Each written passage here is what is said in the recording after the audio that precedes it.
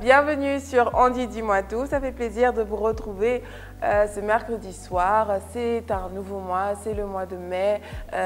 On se sent frais, non? Même si j'ai pas l'air d'être super fraîche et tout ça, dans le sens où ouais, j'ai l'air d'être fatiguée, mais il y a comme une sensation de nouveau qui vient avec ce mois, non? Non? Rien? Ok, ça va. Le mois de mai est le 5e mois dans le calendrier grégorien et il est le 3e mois dans le calendrier romain. Je vous en prie de bien vouloir rentrer sur la vidéo d'introduction ou les premières capsules pour vous imprégner un peu de ce que nous disons maintenant, parce que c'est it's a bit tiring to have to repeat over and over sur ce qui est l'essence même de cette chaîne YouTube. D'accord? On va y aller. Donc, le mois de mai viendrait du nom, le nom mai viendrait du latin Maiaeus, qui serait donné par le romain auprès de la déesse Maia, qui est la déesse de la fécondité. Ce que je ne comprends pas avec tous ces mois, c'est que depuis qu'on a commencé par exemple le mois d'avril, c'était pour la déesse Aphrodite et puis ainsi de suite. Pourquoi ces mois ont une étymologie toujours aussi, on dit quoi, mythique comme ça? Ou est-ce que c'est mythique, c'est le mot? Ou non, je suis en train de manquer le bon mot là. J'aurais dû bien préparer ce que j'allais dire, mais des fois quand les idées viennent, je les sors directement. Mais pourquoi c'est toujours lié à la mythologie? Est-ce que vous savez pourquoi? Si vous savez, dites-le nous, c'est pour notre enrichissement à tous. Ok, donc je disais, c'est donné à la déesse Maia, qui serait la déesse de la fécondité. Mais certains pensent que le mois de mai était donné au sénateur romain par Romulus lui-même. Et ces sénateurs-là s'appelaient Maï, donc ça s'écrit M-A-I-O-R-E-S, Maiores, je crois.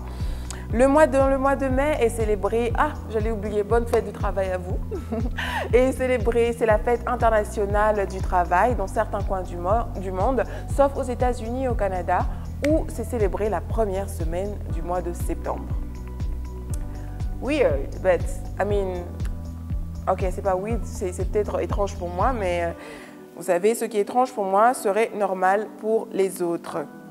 Donc, chez les catholiques, le mois de mai est considéré comme étant le mois de Marie. Et c'est le mois dans lequel on fait le plus de communion et de baptême. Mais c'est une pratique qui, je pense que les gens n'en tiennent plus compte de nos jours. Mais en général, c'était ça. Aussi, j'ai lu que c'était interdit. Les mariages étaient surtout célébrés en avril et en juin, pas en mai, parce qu'on disait que s'ils célébraient un mariage en mai, la femme risquerait d'être stérile. Ce sont des croyances, chacun ses croyances, mais je ne comprends pas si c'est un mois dédié à la déesse de la fécondité, pourquoi la femme, le couple qui se marie en ce mois-là serait stérile. Ça ne tient pas la route pour moi. Mais quoi qu'il en soit. Donc, je disais, le mois de mai pour les catholiques et le mois de Marie, il commence par la Saint-Joseph et se termine par la célébration de la visitation de la Vierge Marie à sa cousine Élisabeth. Je vous ai dit dans cette émission, je suis chrétienne, oui, mais je partage tout. Prenez ce que vous pensez être important. Vous n'avez pas à être d'accord avec tout ce que je suis en train de dire et j'adore quand vous me contredisez. On va y aller. Le chiffre 5, que signifie-t-il? Il signifie quelques-uns ou un certain nombre, une quantité indéterminée. Je vais revenir dessus. En soi, le chiffre 5 caractérise la caractéristique même de l'homme, d'accord? On parle de l'homme parfait qui est débarrassé de son côté animal. Mais il est aussi considéré comme étant l'homme en général. C'est vrai que j'ai dit au début que c'est l'homme parfait, mais si vous regardez d'une façon différente, nous avons 2 plus 3. Nous avons parlé de la dualité, c'est deux choses qui s'opposent mais qui essayent de cohabiter, et 3 qui est la sainteté, la trinité et tout ça.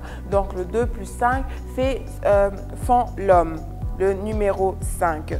Donc dans le corps humain, nous avons 5 doigts sur chaque main, nous avons 5 sens, le toucher, le goûter, l'odorat. Je suis en train de me déconcentrer ici. On dirait que je suis... Et je me rappelle de mes cours d'anatomie. Donc, ne me dites pas, nous avons le toucher, le goûter, l'odorat, l'ouïe et la vue. Got it, girl. Like, I got it. Donc, aussi pour... les 5, nous avons les 5 membres, nous avons 2 bras, 2 pieds, la tête, le buste étant le centre. Donc voilà, nous avons les 5 os formant le métacarpe. Là, j'ai écrit ça parce que nous avons les 5 os formant le métacarpe, le métatarse et la boîte crânienne. Ça fait beaucoup de mots en un coup, hein. Donc voilà, ainsi nous dit-on que Jésus a multiplié les 5 pains, c'est pour dire qu'il y avait quelques pains. Donc je reviens encore, je disais que le 5, ça parle d'une quantité qui n'est pas déterminée. Donc on parle de 5 pains, donc c'est les quelques pains qu'il y avait qu'il a multipliés. Et dans le marché, il y avait 5 moineaux pour parler de quelques moineaux qui se vendent en dessous. Que Élisabeth, la mère de Jean-Baptiste, après avoir conçu, s'est cachée pendant 5 mois pour parler de quelques mois. Que la Samaritaine du puits que Jacob a vu avait 5 maris pour parler aussi de quelques maris.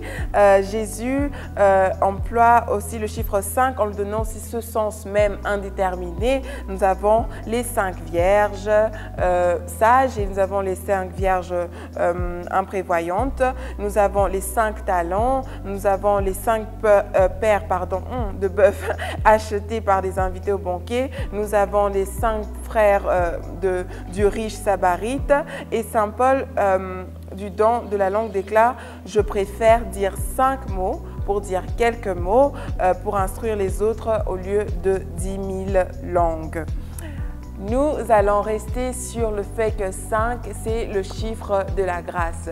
Nous allons parler de la grâce ce mois de mai. Qu'est-ce qu'est la grâce? Qui a la grâce?